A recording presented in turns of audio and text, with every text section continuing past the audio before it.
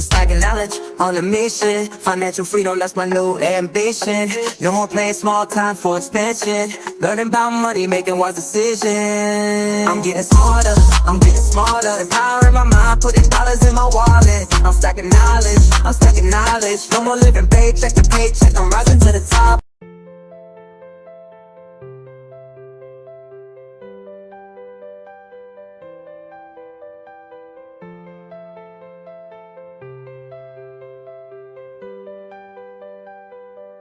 नमस्कार दोस्तों, आपका हमारे YouTube चैनल पर स्वागत है। मेरा नाम इंदर सिंह है और आज हम आपके लिए यहाँ पर टेक्निकल एनालिसिस के साथ उपस्थित हैं। दोस्तों, अगर आप ट्रेडिंग में नए हैं या पहले से ट्रेडिंग कर रहे हैं तो इस लाइव स्ट्रीम में आपके लिए बहुत सारी महत्वपूर्ण जानकारियाँ होंगी। अगर आपको कंटेंट हमारा पसंद आए तो दोस्तों लाइक करें, शेयर करें, हमारे चैनल को सब्सक्राइब करना ना भूलें। दोस्तों शुरुआत करते हैं आज। तो जैसे आप देखते हैं, आप देख रहे होंगे या फिर आपने अभी नहीं देखा होगा तो आप क्योंकि रात को काफ़ी देर रात ये मूवमेंट आई थी और अगर आपने नहीं देखा है तो आप सुबह ये देख पाएंगे कि किस प्रकार यूएस मार्केट में काफ़ी शानदार रैली, क्योंकि ट्रंप ने काफ़ी जगह पे ये टैरिफ के ऊपर जो डेवलपमेंट थी, हम यही बार बार काफ़ी सारे शॉर्ट्स और वीडियोस में आपके साथ शेयर कर रहे थे कि जो भी टैरिफ वॉर हमारे सामने चल रही है वो आने वाले दिनों में सेटल ही होगी, क्योंकि वो इसलिए ही की जा रही है ट्रम्प के थ्रू, क्योंकि वो चाहते हैं कि जो जितना इंपोर्ट यूएस में आता है और उसके वजह से जो डॉलर बाहर जाता है वो री इन्वेस्ट नहीं होता यूएस में, जिसकी वजह से जितना डॉलर बाहर जाता है उसकी वजह से वो उतना ही वहाँ पे बॉन्ड बेचते हैं और फिर अल्टीमेटली वो क्रेडिटर्स के लिए लायबल हो जाते हैं कि फ्यूचर में उनको पे करना पड़ेगा। तो इस वजह से जो डॉलर है वो लगातार यूएस मार्केट के लिए, महंगा डॉलर यूएस मार्केट के लिए एक प्रॉब्लम बनता जा रहा है, क्योंकि आगे जाकर उनको वहाँ पे कर्ज उनको वापस पे करना पड़ेगा। तो सिंपल सी भाषा में यही है कि जितने इंपोर्टर्स यूएस में अपना सामान बेचते हैं वो डॉलर लेते हैं और उनको फायदा होता है, लेकिन वो डॉलर वापस यूएस में इन्वेस्ट नहीं होता। तो जहाँ पर भी ट्रेड डेफिसिट ज़्यादा है कि इंपोर्ट और एक्सपोर्ट में बैलेंस नहीं है किसी भी कंट्री के साथ, तो ट्रम्प वो चाहते हैं कि वो जिस तरह से टैरिफ की जितनी चीज़ें कर रहे हैं कि सारी कंट्रीज एक बीच का रास्ता निकाले कि दोनों कंट्रीज के लिए, इंपोर्टर एक्सपोर्टर दोनों के लिए विन विन सिचुएशन हो और दोनों कंट्री वहां पर समझौता करें। तो ये जितनी चीजें हो रही हैं बार बार इसीलिए हो रही हैं क्योंकि इतिहास में हमने देखा है कि यूएस मार्केट में जितने भी लोग जाते हैं वो मैक्सिमम इसलिए वहां पर जाते हैं क्योंकि वहां पर निश मार्केट है। ठीक है, इसका मतलब है कि वहां पर आप महंगे प्रोडक्ट जो भी बेचना चाहते हैं वहाँ पर कस्टमर्स हैं। ठीक है, तो इस वजह से हम देखते हैं कि बहुत सारे प्रोडक्ट्स ऐसे हैं जो यूएस मार्केट में बहुत अच्छे ब्रांड, महंगे ब्रांड है, वो अपना सामान चीप लेबर जिस भी कंट्री में है वहाँ पर डेवलप करते हैं, मैन्युफैक्चरिंग करते हैं। उसके बाद जो कंट्री है कोई भी वो वहाँ पर बेचती है ताकि उसको जो प्रॉफिट है वो ज़्यादा मिले।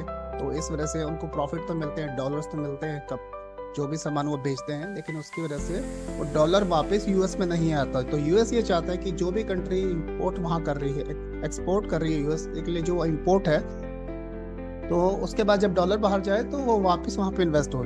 जैसे फॉर एग्जांपल कि हमारे सामने गल्फ है, गल्फ में अगर जितना भी जो क्रूड जाता है यूएस की तरफ तो उनको डॉलर्स में पेमेंट होती है। ठीक है, तो उसके बाद क्या है कि गल्फ उन डॉलर से यूएस से अपने लिए मिलिट्री जितनी भी चीज़ें हैं, असिस्टेंस है या इक्विपमेंट है, वो सारी चीज़ें खरीदता है, तो वो बैलेंस हो जाता है। तो यूएस यही चाहता है कि हर कंट्री जहाँ पर भी एक बैलेंस नहीं है वो हो।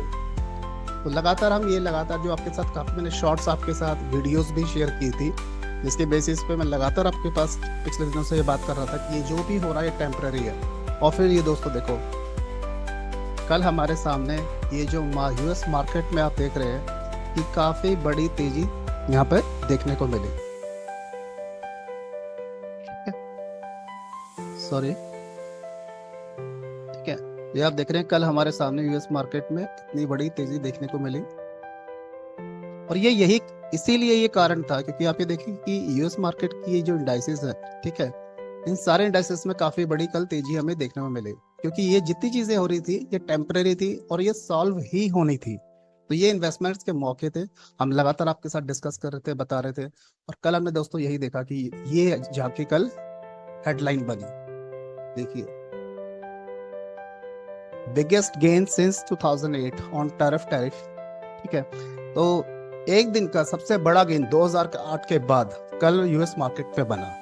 तो दोस्तों इस तरह की जो अपॉर्चुनिटीज होती हैं वो मैं बार बार जो अपना कंटेंट आपके साथ शेयर करता, शॉर्ट्स में, वीडियोस में, मैं लगातार आपके साथ शेयर कर रहा था, क्योंकि यही चीज़ हमें बार बार मार्केट में मौके देती है कि जब आपकी इकोनॉमी स्टेबल है, खराब नहीं है, और इस तरह की आपको डिस्काउंट्स मिले तो आपको ज़रूर वहाँ पे फ़ायदा उठाना चाहिए। ठीक है, तो दोस्तों अब हम यहाँ बात कर लेते हैं कि जैसा हम जानते हैं कि मैं लगातार आपके साथ ये चीज़ शेयर करता हूँ कि आपको अगर ट्रेडिंग करनी है या इन्वेस्टिंग करनी है तो टेक्निकल एनालिसिस की बहुत मदद चाहिए होती है। इसके लिए आप जो वॉल्फेव पैटर्न है मैं उसको सजेस्ट करता हूँ, क्योंकि वहाँ पर क्या है कि आप क्या है कि मार्केट में जितने रिवर्सल पैटर्न है, ठीक है, क्योंकि कॉन्ट्रेशन होता है कि मार्केट एक डायरेक्शन में चल रही है, तो आप मार्केट में चाहते हैं कि किसी बॉटम को पिक करें तो उसके लिए आपको रिवर्सल पैटर्न ट्रेड करना पड़ेगा। तो ये पैटर्न मैंने आपके साथ शेयर किया था।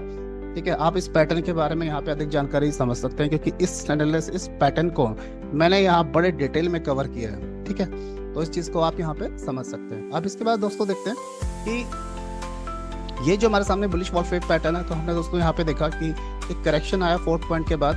ठीक है, और उस करेक्शन कंप्लीट होने के बाद हमारे सामने यहाँ पर बहुत अच्छी खासी तेजी देखने को मिली। ठीक है, तो आप ये देख रहे हैं कि नीचे से काफी अच्छी शानदार रिकवरी आई है, और डाउ जोन्स में इस पैटर्न की वजह से बॉटम से करीब 11% का अपसाइड देखने को मिला है। तो दोस्तों अगर प्राइस इस पैटर्न के बेसिस पर इस ऑरेंज ट्रेंड लाइन के ऊपर अगर सस्टेन होता है तो फिर आने वाले दिनों में जो ऊपर के इमीडिएट टारगेट होगा वो ये रेड ट्रेंड लाइन है।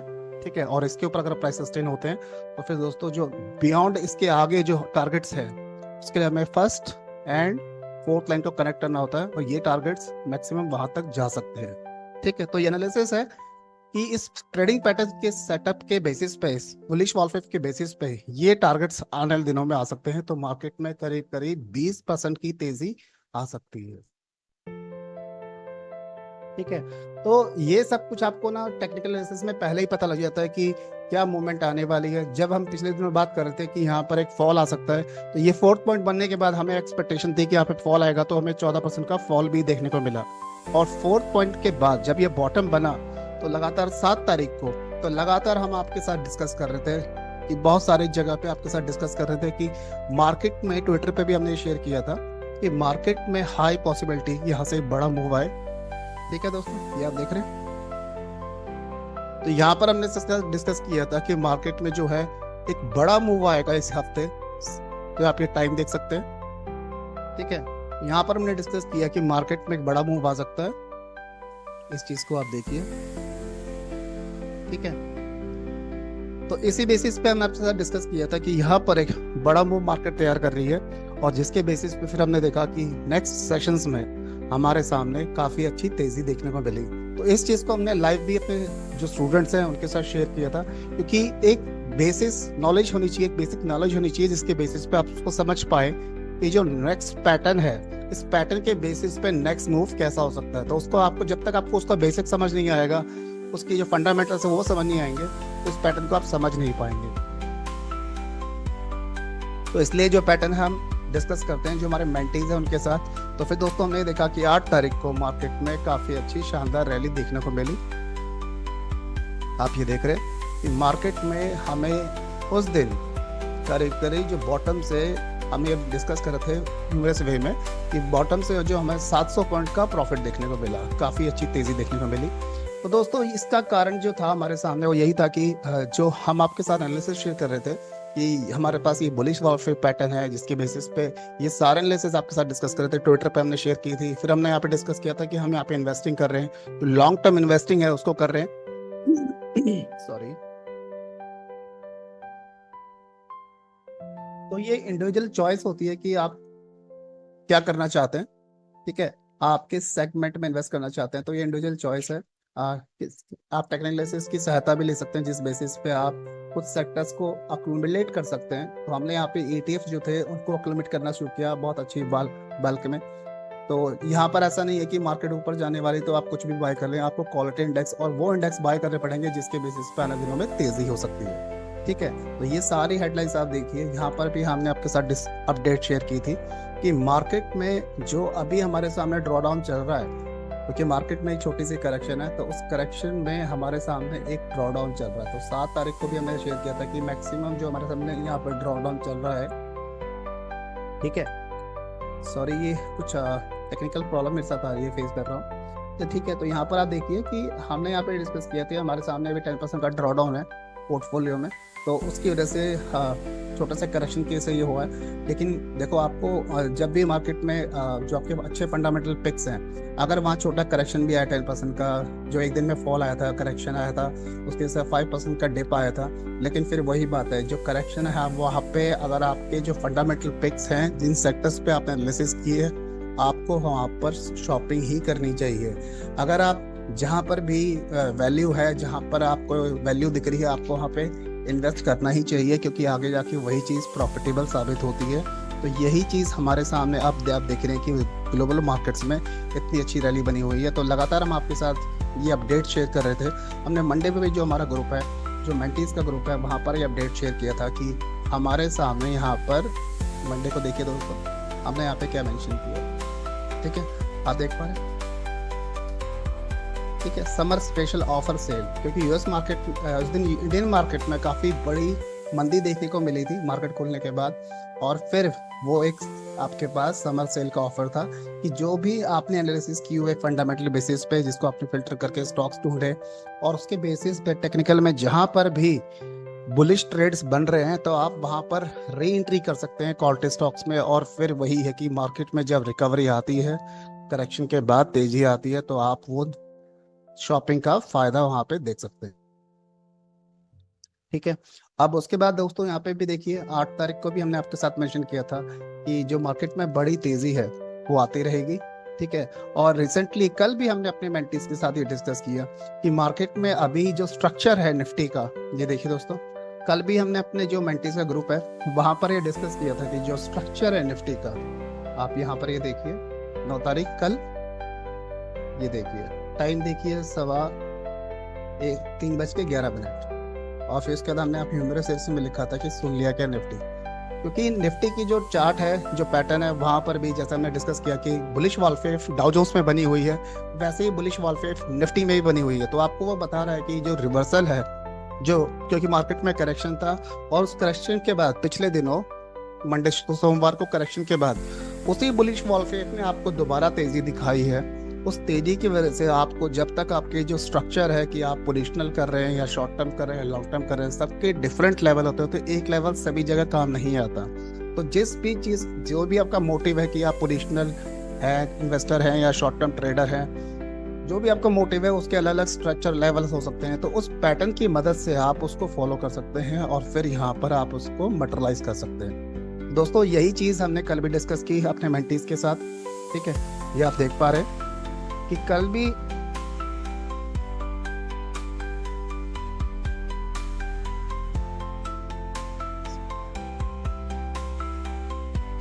यार, कोई भी इतने बड़े स्टॉक मार्केट सर्ज के बारे में बात क्यों नहीं कर रहा है। 9 अप्रैल को प्रेसिडेंट ट्रंप ने कुछ टैरिफ्स पर 90 दिनों के लिए रोक लगा दी। नतीजा, भयंकर रैली। डाउ लगभग 3000 पॉइंट्स ऊपर गया। 2020 के बाद से सबसे बड़ा वन डे गेन। S&P 500 9% से ज्यादा ऊपर और नास्डैक 12% की जबरदस्त क्लाइम। निफ्टी ने बुलिश वुल्फेव के कारण 953 अंक की तीव्र रिकवरी दी। कई सूचकांकों ने बेहतर प्रदर्शन किया, लेकिन अभी के लिए इन्वेस्टर्स पार्टी कर रहे हैं। और लाइक, शेयर और सब्सक्राइब करना मत भूलना।